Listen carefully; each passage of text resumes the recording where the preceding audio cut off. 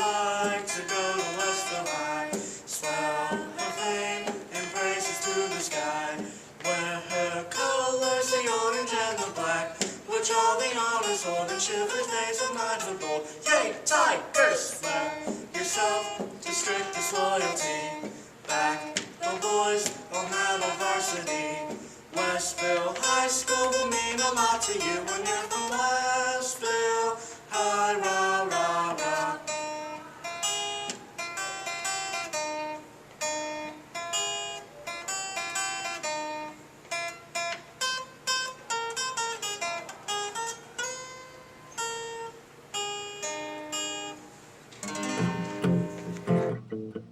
(1911) Where the land was once rich with coal, the fierce pride of the tiger was born.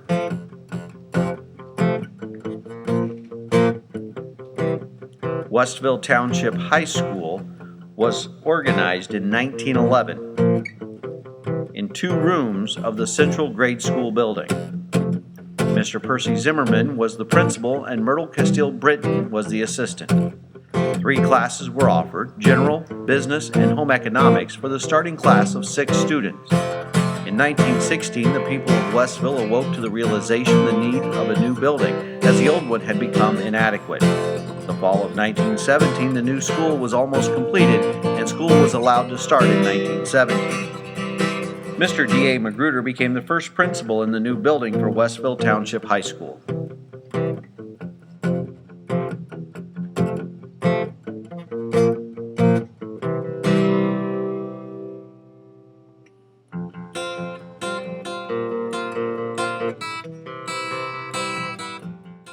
To be a Westville Tiger, it means they have to be willing to try. It'll always just be in my heart to be a Westville Tiger. You support your school, you support your colors, and you support the people in this community.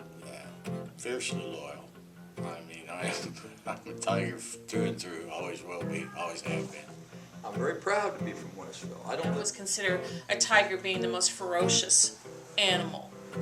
And I would hate to have a tiger, after me in the jungle. But no, I'm very proud to be a Westville Tiger. To be a Westville Tiger means you have to have a lot of school spirit. And you gotta bleed orange. It means having courage to stand up for yourself, pride in what you do, being able to accomplish what you set out to accomplish and set in goals. It means that you can be fearless and that you're always committed to excellence. And that you're always ready to be the best you can be and never back down to anybody. High school, and I'm proud of the village, and I'm proud of the teachers that's been at Westville High School. They've always had a great faculty at this school. We had a couple teachers here that were here when they taught my mom. And one of them was Mrs. Summers, and she was famous for throwing erasers at you if you were not listening or talking or something. I never got hit by one, but I had to duck out of the way of one that she aimed for somebody else at one time. She would grab you by the back of the neck and haul you into her room and give you a good talking to and stuff. Elizabeth Summers, she taught English. She was also very strict. She also taught my parents, so she was here for a long time. Miss Summers, boy, she's dead now, I guess can't hurt. She took a bunch of us, was in the drama club, and we were practicing a play, so she took us down to Georgetown, and we took spray paint, painted all over the sidewalks and everything. Well, they've done the same thing here. Every year it was back and forth, and the old bonfires, snake dance, we'd all get in a line and we'd dance, just snake dance all over town, had a big bonfire. Yeah, that was, a lot of guys didn't like her, but I liked her. She would make sure that you learned what you were learning. She wouldn't just pass on by, but if you had a little trouble with something, she would always take the time to help you with it. Miss Summers was an English teacher. I think she taught freshman and sophomore. She also taught Latin. She was a great teacher. She was strict. I mean, these teachers were strict, but they were good. Summers stood about 4 foot tall. She was the English and Latin teacher.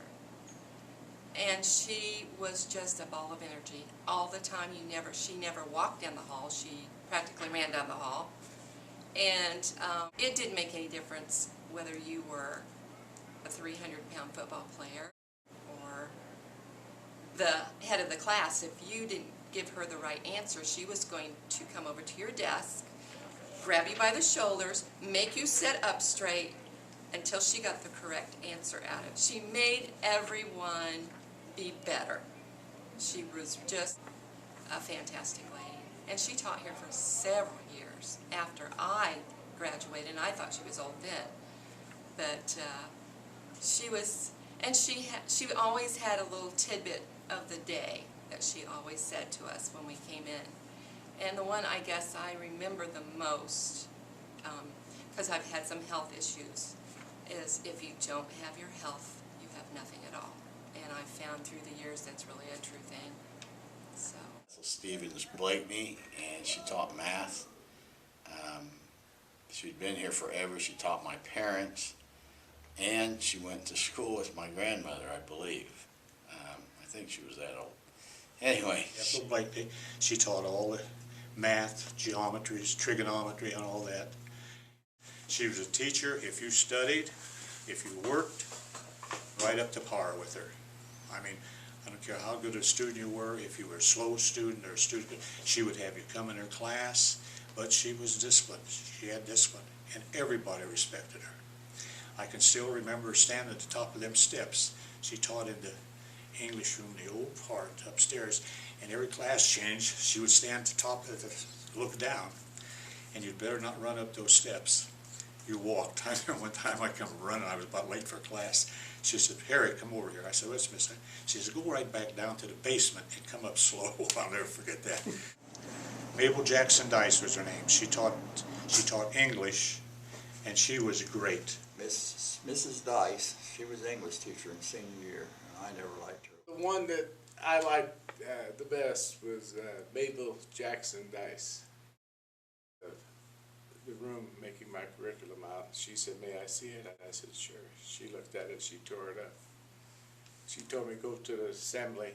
We had assembly back then. And she said, "You don't have to make out your curriculum anymore while you're at Westville High School. I'll make it out." She did. Mabel Jackson Dice was wonderful. She would get here at like 6 in the morning due to a transportation problem. And when I was a freshman or sophomore, everybody said, "Don't take senior English. Mrs. Dice is way too tough. She's really hard." Well, if you wanted to go to college, you needed 4 years of English. And she taught my dad back in the 20s. And this was just in the 1954 and 5. That I respected a lot was Mrs. Dice. Oh, yeah. You did nothing in that class, buddy, and she never got out of her chair. She never got out of her seat, but you knew you better be quiet and not even look around or drop a pencil or anything. We didn't last long. We were right up front. We all started in the back, and by the second day, we were right up front. Yeah. She could just reach over and get our attention real easy. She had control over her class, and she really stands out in my mind. And I remember that Mrs. Dice, that if you misbehaved, she'd grab you by the ear and twist your ear a little bit, you know. You can't do that today. But yes, they were. Mrs. Robb taught English, but she taught more than just the subject of English. She taught us about life, respect, principles, morals, everything. But I had all good teachers, but I would have to say she stood out in my mind. Mrs. Maxwell, she was the home ec teacher. And of course I took home ec for 4 years, so I probably was closer to her. But I remember I was sick one time, very, very sick. I had a middle ear infection, and I was in the restroom vomiting, and I sent for her. Had one of the kids go get her because I knew she would come take care of me. Mr. Meharry, he was our science teacher. He was good. I think about him a lot. Mr. Meharry, had him in chemistry. Mr. Meharry was a good time. Mr. Lehman was always fun. He had his rules, but he still was enjoyable to be in class with. Spanish Miss Kochmeyer, she was a joy to be in class with. I actually did student aid with her, and hope I don't tell on her. There wasn't much aiding to the teacher doing there, but I enjoyed being in class with her. Maybe Joyce Miller. She taught English. She was a great teacher. I also like a classroom helper of hers a couple years, so that's probably closest to that. Mrs. Miller, she's great teacher. I had her my freshman year for Advanced English 1. She taught me some poetry, and I actually wrote my own poetry. And sensitive. Miss Hull got me into reading a lot more because I liked the way she would teach. She helped us get into it really, really well. Not so much like, I don't want to say she was really dramatic, but I mean, that's pretty much what it was. She made it interesting. I mean, I think out of all the people in my class and all the other classes, I was probably one of the ones that enjoyed reading Great Expectations and watching the movie. I know a lot of people didn't, but I did because of her. Miss Hull, she's always funny, she's always joking. She always likes to tell jokes, have fun, and she taught us a lot more than what I expected to learn during English class. And then Miss Dudley taught me a lot about math. I was always struggling with math, and if I ever needed any help, all I had to do was ask a question or go in before or after school and just ask for help, and she was always there to help. I was horrible at math. And Miss Dudley knew my frustration, and she would just like calm me down and like take it step by step and really like show me how to do the problems. And if not, I would just like through my math book, like I just got so frustrated sometimes, but she just really helped me. A memory that like always sticks with me, and I always talk about it till like this very day about like a birthday surprise. It was my senior year. I was turning 18. This was the time when my grandmother was going through brain surgery, and my mother had to go down to Texas. We were doing regionals, and we had a game on my birthday, and then the next day in class, like I didn't celebrate my birthday with my family, and my mother wasn't here, so Coach Dudley knew that, that my mother was out of town, and she sent me off to go clean off those, I can't think of the word, but Transparency. yes. So I had to go to the bathroom, and I like to clean them off, and then I come back, there's like a little Hostess cupcake with a candle, and everyone was saying happy birthday to me, and that's she knew how hard it was because we had to kind of help with my little brother and sister, Brianna and Jeffrey. So, but she made my birthday, really special for me. So I loved math because Mrs. Dudley was just so one-on-one with you all the time and always helpful that she made math fun for us, and we actually learned a lot from her. And I would have to say Ms. Frostick and Mr. Meharry for their just really planted the seed for my love of sciences and biology, which, streamlined me right into the healthcare field. But then we also had Mr. Ratcliffe, and he was just the most honorable man I think I've ever crossed in my path. He just honorable. Miss Garcia in art class seemed to always be friendly and always open to talk to. Miss Garcia, because she's taught me more about art. I've always loved art. She just made it a little more simpler to understand. Instead of reading on my own, via internet or book, she made it just so much easier. We had wonderful teachers. I wouldn't trade them teachers for anyone.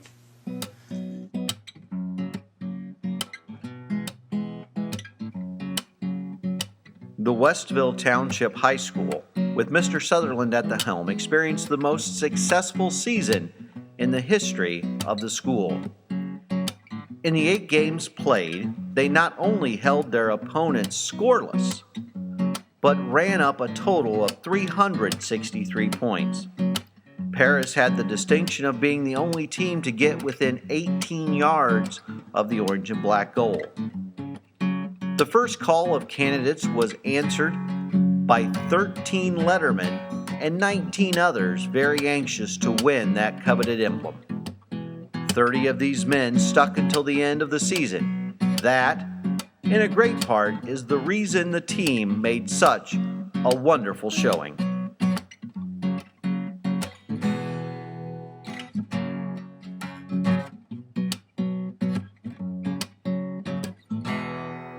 Since the miners were at work and could not attend football games during the day, Russell L. Guin, the high school principal, conceived the idea of having a game played at night so that all of those who wanted to could have the opportunity of attending the game.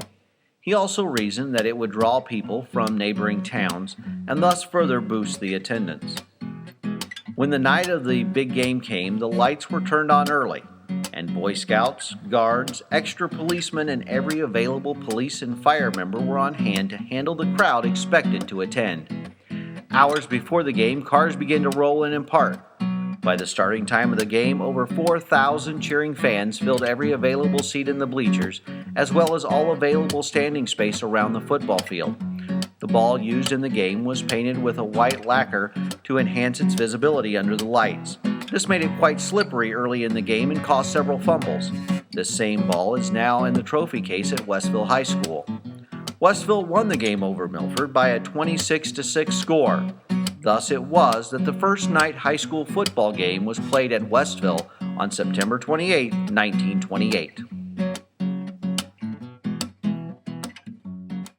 Coincidentally, my dad played in the first night football game, and all he said it was very dark, and the ball was very slippery, and I think Milford scored the first touchdown on a Westville fumble deep in our own territory. And in those days, well, you've seen the ball out here. It's painted with the real shiny enamel, and even today it looks pretty slippery. Some of the stars of that area were Joe Lutchka. Now, there was a Lutchka boy that just played for Westville there a couple of years ago. He's probably a relative. Joe Mays, Al Miller, Bill Dukas, Frank Rogers. And in 1928, the record was 10-0. They scored 242 points against their opponents' 20. And in the first 4 years that Clayton Miller was the coach here, he won 32 games, lost 1 game in 4 years, and tied 4. And over that period of time, they scored 784 points to 45 by the opponents. The Georgetown Westville football game was really lively. I mean, it was tough. We used to have snake dances before the game. There used to be bonfires, and you know, you'd have a snake dance, and lots of kids from Westville would go to Georgetown, and they call them snake dance, go through the town and around through the businesses, and same thing, they came to Westville. See, we used to play Thanksgiving Day. Everybody thinks that they just started with the coal bucket. But they played on Thanksgiving Day. Every Thanksgiving, they played at 2 o'clock Thanksgiving Day. And this field, this one here, out here, or the one in Georgetown, was packed. And then it got to a point, I'm pretty sure, I think 49 was the last year they played on Thanksgiving Day. And they changed it because of basketball season came so early, and you had boys that was playing football, and some was playing basketball. So then when they changed it, said it in like October or something, then they came up with the coal bucket. 35th anniversary of the first night football game when I was in the JCs. And that was when we started the coal bucket trophy.